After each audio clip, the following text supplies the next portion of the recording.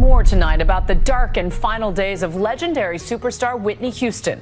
Her ex-husband, Bobby Brown, revealing new and intimate details of the couple's turbulent marriage, including their drug abuse. The Whitney Houston mystery finally solved and isn't good. The drug use at its height with you and Whitney. The last few years of our marriage, it was terrible. One of us trying to be clean and the other one don't want to be clean, and it's a big struggle. Whitney Houston was born Whitney Elizabeth Houston on August 9, 1963 in Newark, New Jersey. She was the daughter of John Russell Houston Jr., a former Army serviceman, and Cissy Houston, a successful gospel singer. Growing up, Whitney was surrounded by talent, but her voice was something entirely different. Even as a child, it stunned people. Smooth, powerful, and filled with raw emotion, it was clear early on that she was born to perform. By age 11, she started singing in church. Her mother pushed her hard to sing with precision and soul. By her teenage years, Whitney was performing background vocals for major artists, including Chaka Khan and Jermaine Jackson. She also broke into modeling, becoming one of the first black women featured on the cover of 17 magazine. But while modeling offered exposure, her real gift was always her voice. It didn't take long for the right people to notice. In the early 1980s, Whitney was singing at a small club in New York when legendary music producer Clive Davis happened to see her perform. He later said that the moment he heard her sing, he knew she was a once-in-a-generation talent. He signed her to Arista Records, and from that point forward, everything changed. In 1985, she released her debut album, and the response was explosive. It produced multiple #1 hits, including Saving All My Love for You and How Will I Know. The album went on to sell over 13 million copies in the United States alone and earned her a Grammy Award. The world had never heard a voice so clean, so powerful, and so effortless. By the time her second album came out in 1987, Whitney was no longer just a rising star. She was a global phenomenon. Her single I Wanna Dance with Somebody became a cultural anthem. She was filling stadiums, dominating award shows, and appearing on every major television program. Her voice became the standard. Her image was everywhere, and with that success came massive pressure to keep delivering. She became known as The Voice, a title no one challenged. Yet even as her fame reached impossible heights, the cracks were already forming behind the scenes. Behind the smiling public image was a young woman under immense stress. Her schedule was relentless. She was constantly traveling, performing, and recording. Friends and insiders later said she rarely had time to breathe. Some said she was exhausted and overwhelmed. There were growing tensions within her family and management. As the money poured in and the spotlight intensified, Whitney was quickly losing control of her own life. And though her voice never wavered, those closest to her noticed changes. She grew more guarded. Some described her as isolated. Others mentioned mood swings and moments of deep sadness that never reached the public eye. And that was only the beginning. As Whitney's fame continued to skyrocket, so did the demands placed on her. By the early 1990s, she had sold tens of millions of albums and had become one of the biggest pop stars in the world. But behind the scenes, her life was growing more chaotic. The pressure to stay perfect was constant. Her label wanted hits, the media wanted drama, and the people around her wanted control. At first, the stories were denied or brushed off, but those closest to her knew something was changing. The real turning point came when Whitney starred in The Bodyguard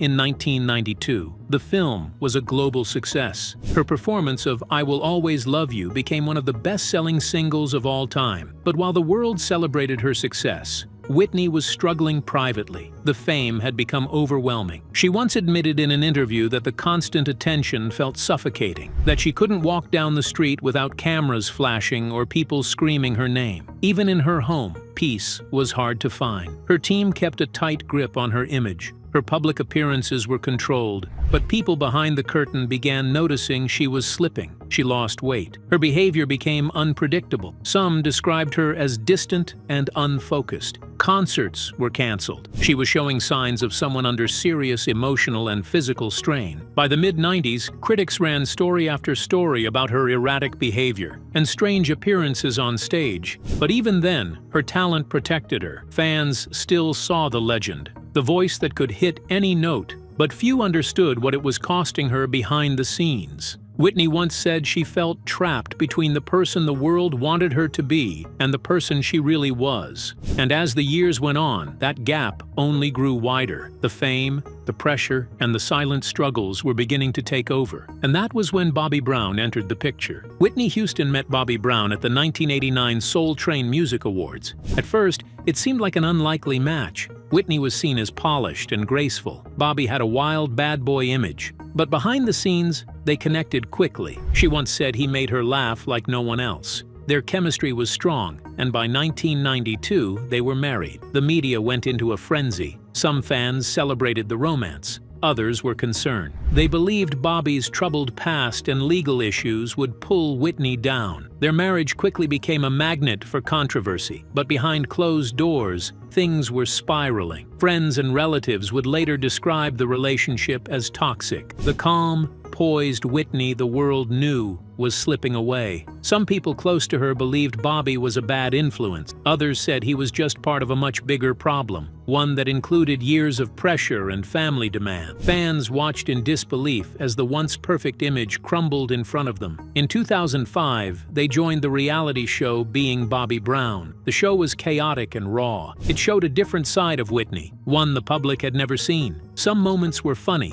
others disturbing. The world saw a woman who was struggling, not just with fame, but with herself. Critics called the show a train wreck. Friends called it a cry for help. In 2006, after 14 years of marriage, Whitney filed for divorce. It was finalized the next year. She gained custody of their daughter, Bobby Christina. The marriage had left deep scars. It changed how the world saw Whitney and how she saw herself. But the damage had already been done. After the divorce, Whitney tried to rebuild. She entered rehab, made brief comebacks, and released a new album in 2009. For a moment, it seemed like she was finding her way back. But something had changed. Friends and former staff began noticing that Whitney no longer trusted people the way she used to. She seemed more guarded and more anxious. She told one close friend that she didn't feel safe anymore, that too many people wanted something from her: money, secrets, and control. There were whispers that she had been threatened, that someone close to her was pressuring her about things she'd seen and heard during her years in the industry. They weren't strangers.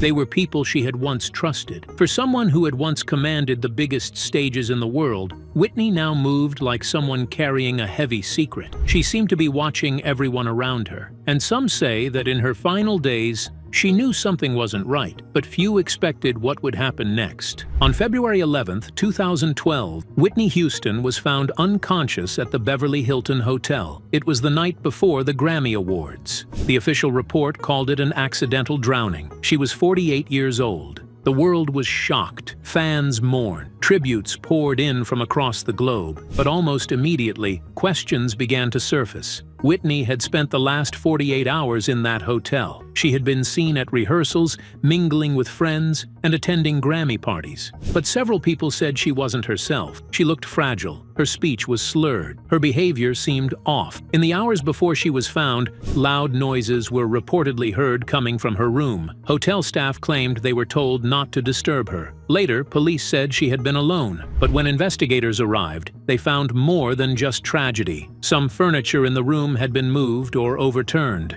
There was a broken glass on the floor and spilled food that no one could explain. No signs of forced entry were found, and no one was charged. The case was quickly closed, but some insiders said the investigation felt rushed. Security footage from that hallway was never publicly released. Several key individuals were never formally questioned. Friends and fans were left with one big question: what really happened inside that room? Because what the official story claimed and what the evidence suggested didn't seem to match. And then, attention turned to someone who had been very close to her in those final days. In the days leading up to her death, Whitney Houston was frequently seen with Ray J. He was known for his music career and his high-profile relationships, but his connection to Whitney went deeper than most realized. Some described their bond as romantic, others said it was complicated, but what's clear is that he was one of the last people to see her alive. Witnesses confirmed Ray J was at the Beverly Hilton during Grammy week, staying just floors away from Whitney. The two were spotted together at parties, dinners, and even behind closed doors. He left the hotel just hours before she was dead. At first, his name wasn't mentioned in the official police timeline, but later, questions started to build. Some insiders said he refused to answer certain follow-up questions from investigators. Others pointed out that he had ties to people Whitney no longer trusted. In a strange twist, sources later revealed that Ray J tried to enter Whitney's suite after her death, but was turned away by security. Why he returned at that moment and what he wanted to retrieve has never been explained. Ray J later made public statements saying he was devastated by her passing and had no idea she was in danger. He denied any involvement, but the mystery surrounding his role during those final days has never fully gone away. And then came something no one expected, evidence that Whitney had been watched for years. Years after Whitney Houston's death, newly uncovered documents revealed a disturbing detail. She had been under government surveillance. Declassified FBI files confirmed that Whitney had been monitored for nearly a decade. A person close to her had threatened to release personal and damaging information unless they were paid hundreds of thousands of dollars. According to the files, letters, tapes, and evidence were handed over to the FBI. The threats came from someone inside her inner circle, someone who knew private details about her personal life, relationships, and behavior. The case was taken seriously. Investigators warned Whitney that the person making the threats had access to materials that could ruin her career. Some of those items have never been released to the public. It wasn't just one threat. It happened more than once. Each time, Whitney tried to handle it quietly. She became more paranoid. Friends said she started traveling with fewer people. She didn't trust easily. She often changed hotel rooms without warning. What made it worse was that Whitney never spoke publicly about any of this. It remained buried in sealed documents for years. The media focused on her struggles with her marriage,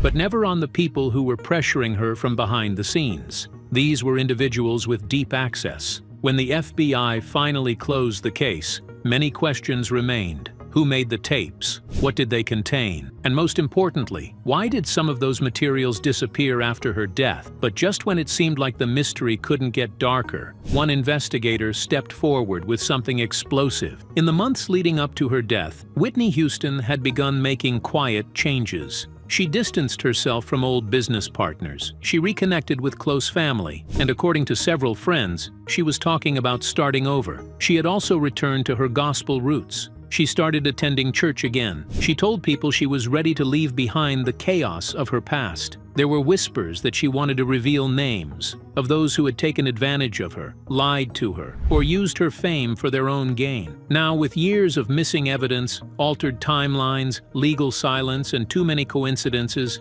the idea that Whitney's death was just a sad accident feels harder to accept. She wasn't just a superstar. She was a woman who knew things. And maybe she was ready to say them out loud, but she never got the chance. Share your thoughts about Whitney Houston's legacy in the comments below. And if you liked the video, don't forget to like and subscribe for further updates.